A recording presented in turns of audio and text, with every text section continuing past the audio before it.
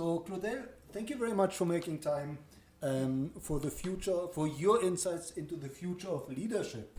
And let's start maybe at the beginning. Can you tell us, where did you grow up? Where did you go to school? And maybe also, what was your dream when you were growing up? Wow. So I was born in Pretoria. I grew up in a township called Easterist. It was interesting years because that was also in the heart of apartheid. I started off schooling in the township and ended up in the German school. My last 3 years of schooling was at the German school in Pretoria. Back then, and I must be honest, I haven't really kept track of whether the German school is still doing it. I assume they are.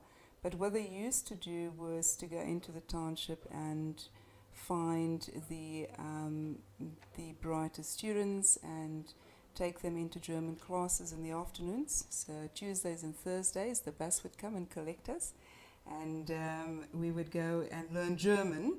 And thereafter, from that group, they selected a few to go full-time into the school. So 8, 9, and 10.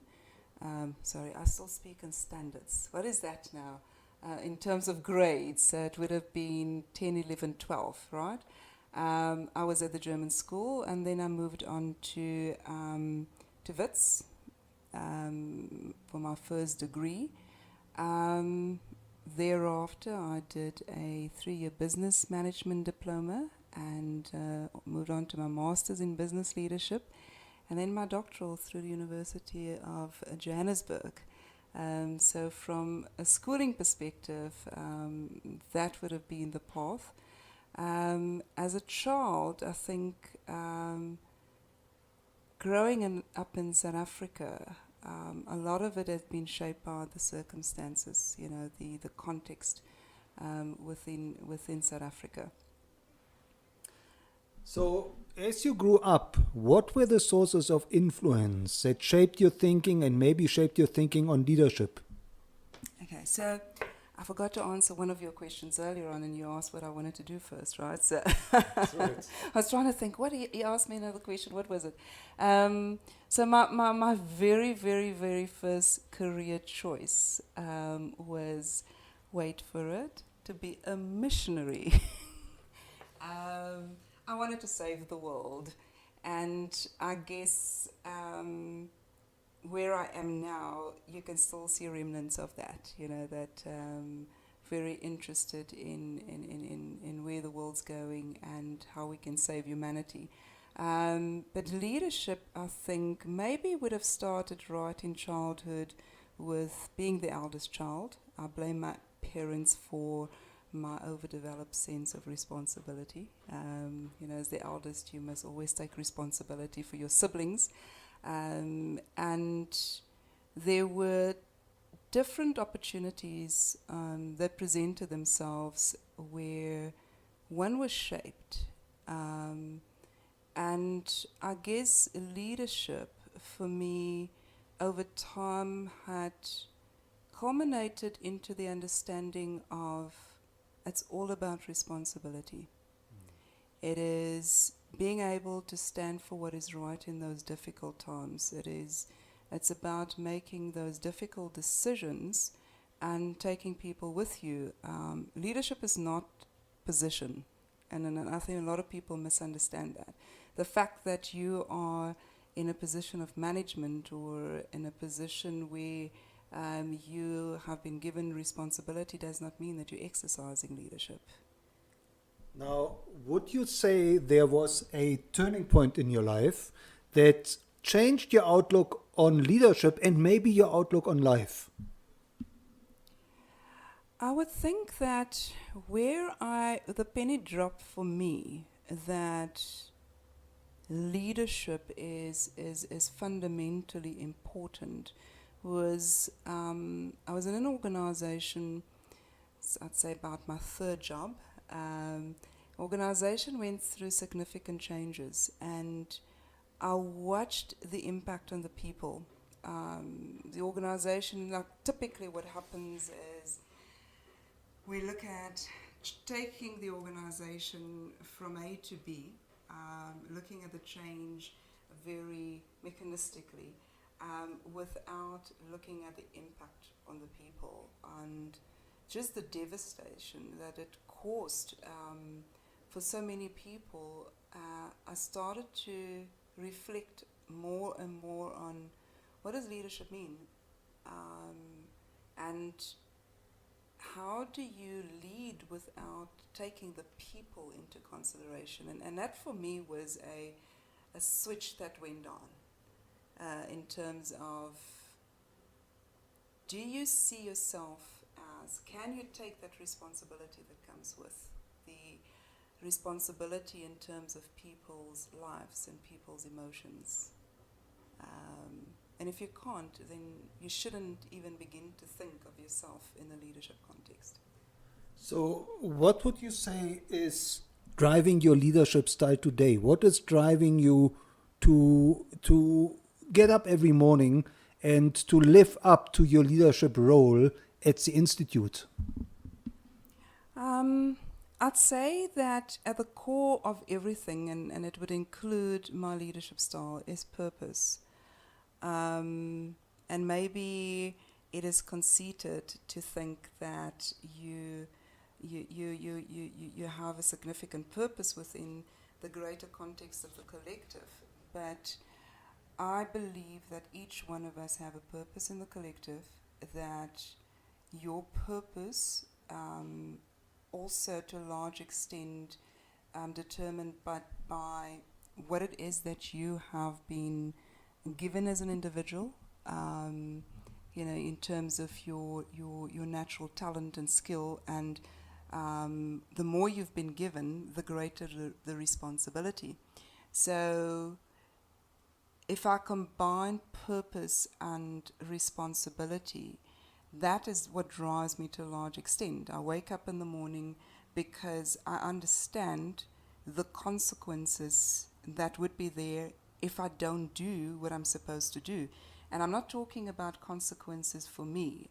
It's not about consequences to me personally, but it's consequences within the collective. I can see the ripple effects, and I don't want to be the one who created a negative ripple or was absent within a vacuum where I was supposed to stand. So it's about making sure that I can, when I go to bed at night, be able to say, today I have done what I was supposed to have done in the collective, and I've made a positive impact on humanity. And tomorrow morning when I wake up with the drive to continue doing that. And I think I'm fortunate in that I'm in a kind of position where I can actually see the effects of what I do. I can see the consequences. I can see the outcomes, because I'm not in a commercial entity. I'm in the human business, so it does help. Now, looking forward, looking into the future, what would you say does the future of leadership hold? And would you say leadership has become more important than ever? No, absolutely, certainly. I think that leadership is going to become even more important going forward. In the future, leadership, certainly it is about your ability to deal with complexity and continuous disruptions.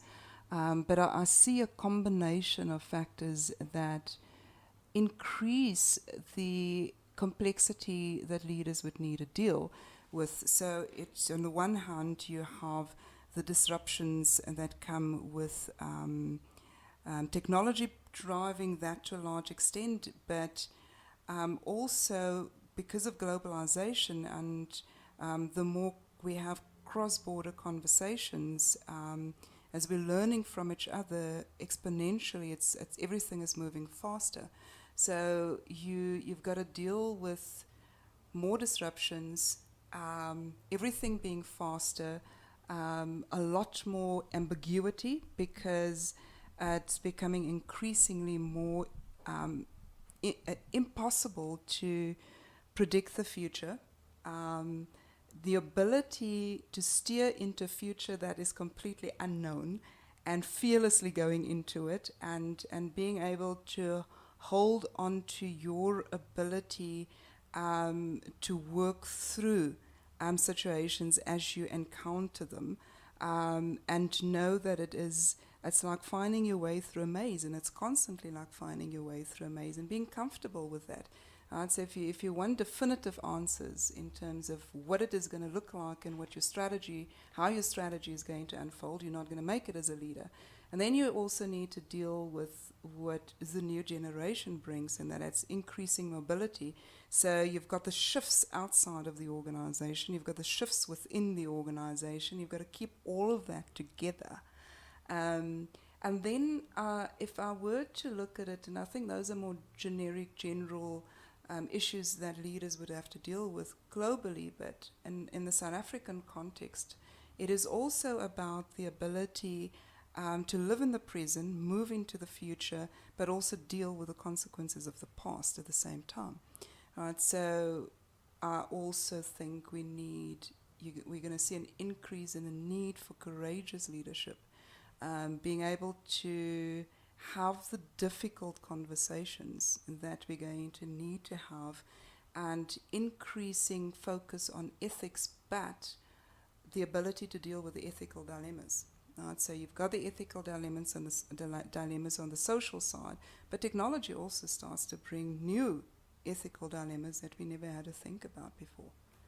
Now, looking back, what is it that you have learned from your own journey, from your own leadership journey, that you would advise future leaders to take heed of and to consider for their own leadership? I think it starts with self-awareness. I too often see people who are in positions where they should be exercising leadership not being able to do it effectively because they're not completely self-aware.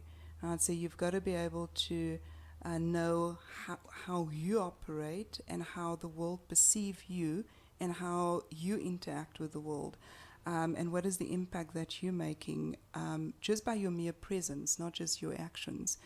So that self-awareness is very important. Your ability to have empathy with people, I think, is going to become increasingly more important, and especially as we deal more and more with technology, the human beings are going to suffer in the process unless good leadership has that empathy, being able to imagine and almost have it with being fluid, having a fluid imagination. I think what's helped me a lot is my ability to find the balance between, in some areas you've got to stick to your guns, and in other areas you have to be fluid, and to find the balance between those is not always easy, but I suppose it comes with practice. But most important, I come back to this, I mentioned it earlier, what the most important lesson that I've learned for myself in terms of leadership is I have to know my purpose. And you've got to be very clear about what it is, so that you don't have a situation where every little wind that comes can blow you away. So got to be rooted in your purpose, your principles, your values. If you're anchored in that, then you're able to withstand whatever comes, and you combine that with your fluid imagination and your empathy for people and your ability to bring people with you, to inspire people. That makes you, I think, puts you in an advantage position, I would say, as a leader. Now, since you're mentioning purpose, obviously it's very hard to find your own purpose. How would you recommend future leaders to go about finding their own purpose? How can they possibly discover their own purpose? I'll tell you what's worked for me, because I'm not sure whether you can apply the same process for every personality, because I think your personality plays a significant role in how you go about in discovering your purpose. For me, it's been a combination of looking back at the patterns that emerged in my life and being able to develop and trust my gut. So I mentioned earlier on that my first career choice was to be a missionary. I'm not far off. You know, so the traces were there already in my childhood. And if one is, if you can become still within yourself and listen to yourself, because you already know, it's just your ability to become quiet and tap into yourself and look back into your history and see the patterns that emerge. That is what's worked for me. But it's also very much like an analogy that I can use is my body. I have a whole lot of allergies, so I always say my body is very fragile. But I've learned to listen to my body. So there's certain things I shouldn't eat. If I do, my body doesn't respond well. And it's the same for me where my soul is concerned, where my purpose is concerned. If I venture in areas where that do not suit my purpose, I feel it. I can feel it's not right. I don't respond well to it. So the more you find your place in your purpose, the more centered you become and the more happy you become in who you are. Now, Claudelle, you mentioned technology. What would you say are the key drivers, the key technologies that future leaders need to consider, need to learn, and need to adopt to be successful? I think I'll start with digitalization. I think leaders need to understand the digital space. They need to start to think networks instead of and networks within networks. Because I really, as that's where I see humanity moving to a large extent. And I suppose we've always had the networks. It's just you need to understand how it works in the digital space and being able to take your organization into that. I certainly do not think that we can ignore what artificial intelligence is going to do for organizations. But in particular, leadership remembers about people is how do you bring the combination of the technologies in and still lead the people through that? How do you lead a combination of human and artificial intelligence? So I think it's a space that leaders would have to become comfortable with, but you've got to dabble there first. You can't lead people into it if you don't understand it yourself. Certainly the Internet of Things and what does that mean, but also, of course, understand the risks that come with it. I mean, cybersecurity has become a big issue. And then I think blockchain is fundamentally going to reshape how we operate, how things operate, and if we don't start thinking about it as organizations and how we're going to take our organizations into that space, we're going to be left behind. And I'm not even going to go into nanotechnology and all that kind of stuff, but I think those would be the pertinent ones in the immediate.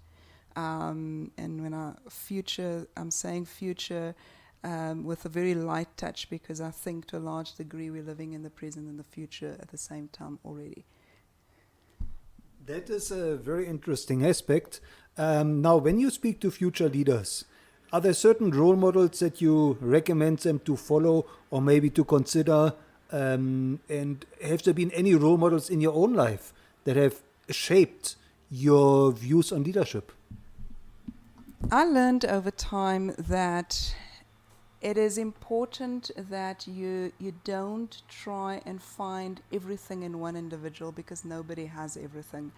And that you don't get to a point where you hero worship too much, right? So it's look at a combination of people who are really good in particular areas and see how you can emulate that. So if one looks in the technology space, your Elon Musk's, for example, I like to follow what he does because it's what I find interesting and inspiring is the continual thinking ahead and free thinking around what can be accomplished. But then also on the courageous leadership side, because it's not just about technology, of course. The future certainly is going to require more courageous leaders. And then you've got people like Tuli Madonsela, for example. But Tuli is not I don't see her as a leader in the technology space, of course. But she certainly is a leader in the ethical, courageous leadership space. So combination and look at how different people or different leaders, where they're really good in their space, how they're doing that, and pulling all of that together so you can almost get to a point where you can integrate and, well, maybe create an integrated leader, if I can call it that. Now, Claudelle, you are yourself a role model to many aspiring leaders, and I'm sure you have mentored quite a few of them. Can you maybe share a success story or two of a future leader that you've mentored and that you're really proud of what they have achieved by now? Okay, so yeah, I'm currently mentoring 4 young women. I have mentored others before. The one who jumps immediately to mind, and I know she wouldn't mind if I mention her name, is Bianca. I have watched that young woman literally within a very short space of time grow in leaps and bounds. Now, I'm not the easiest of mentors, I must tell you that. So I have got a bit of an unorthodox approach. I start with the individual first, and my first point of call is you have got to change, and then things around you will change. So it's very hard work in working in the psyche of the individual first before I even start having conversations about career and what is happening in the workplace. I think what has made Bianca one of my best success stories, I should say she is her own best success story, is her willingness and openness to continually change. You know, so I've watched her walk away from a session with me, and I could see this poor child is exhausted, and I'll say to her, go and lie in a bath with Epsom salt and then go take a nap afterwards, because emotionally I could see she was drained. It was really heavy work. But then the next appointment she'll arrive. You know, she'll go back and she'll cry, and she'll come back and for some more pain. But her willingness to continually self-evaluate and to reflect and to make the necessary changes has really, really stood in good stead. She's really grown. She's just recently been promoted. I've had a conversation with her immediate boss. I had a conversation with a psychologist that did some psychometric testing on her. And so we've been working together as a team as well, you know, in helping her grow. Well, that's actually a very interesting aspect. In fact, would you say mentoring should be a team sport? No, I do. You know, I don't believe in it's the same as with the role model thing, that you try and find everything in one person, because nobody has got everything. But certainly, if one has a combination of people around you, I mean, even for myself today, I draw from a few different people around me. And if you do that, it's the same as with medicine. You know, if you don't just have your GP. I'm one of those who have gone the alternative routes as well. You know, so I take a holistic approach. So yes, I like the way you phrased it. It could be a team sport, absolutely. Now, Claudelle, where can people follow you? How can they connect with you? Maybe on social media. What is really the best way for people to get hold of you and follow your own leadership, your thought leadership? Right, so I am on Twitter. I am also our website. I'm on LinkedIn, and our website is a social media platform itself. Although only our members can access the actual the ability to connect with each other. But I write blogs, and my blogs are mostly on our website. So there are two types of blogs. There's the one that's only accessible by our members, and there's one that's accessible by the general public. So anybody can go to our website and find my blogs, also my contact details. But I can be contacted through LinkedIn. I can be contacted through Twitter. Sometimes it worries me that I'm so easily accessible because anybody can find me. It's very easy to find me. So yeah, I try and write as much as I can. I wish I had more time to write. Now, Claudelle, last but not least, is there one thing that you would really urge aspiring leaders to look at, to master, and to implement in their own lives and in their own leadership journey? I think, firstly, the most important lesson I think that we all can learn is your ability to be brutally honest with self. Too many leaders don't see the speck in their eyes because they don't want to be, and it's hard to go there. It's very painful sometimes to be able to stand in front of the mirror and admit your own faults and mistakes.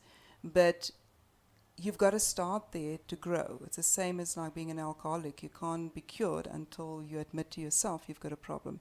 So your ability to self-reflect, being brutally honest with yourself, very important. Cannot stress enough your purpose and understanding your purpose. Spend time on finding it and grounding yourself in it. Very important to be very clear in your head what your principles and values are. What are your roots? What anchor you? Where's your line? So when the winds blow, that you can stand steadfast, be courageous, and understand that ethical leadership is key. You've got to think, it's a long game. You've got to think long term.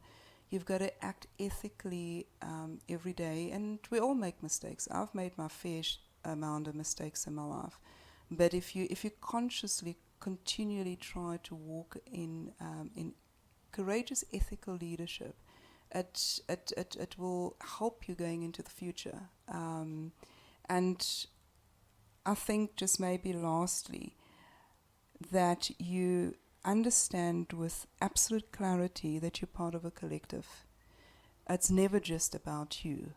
You've been given what you've been given. You've been given talents so that you can contribute to the collective. And none of us have the right to rob the collective of our best. So always do your best, give your best, so that the collective can grow with you. So, in a nutshell, Claudelle, it's all about collective leadership, integrated leadership, and you truly are an inspiration.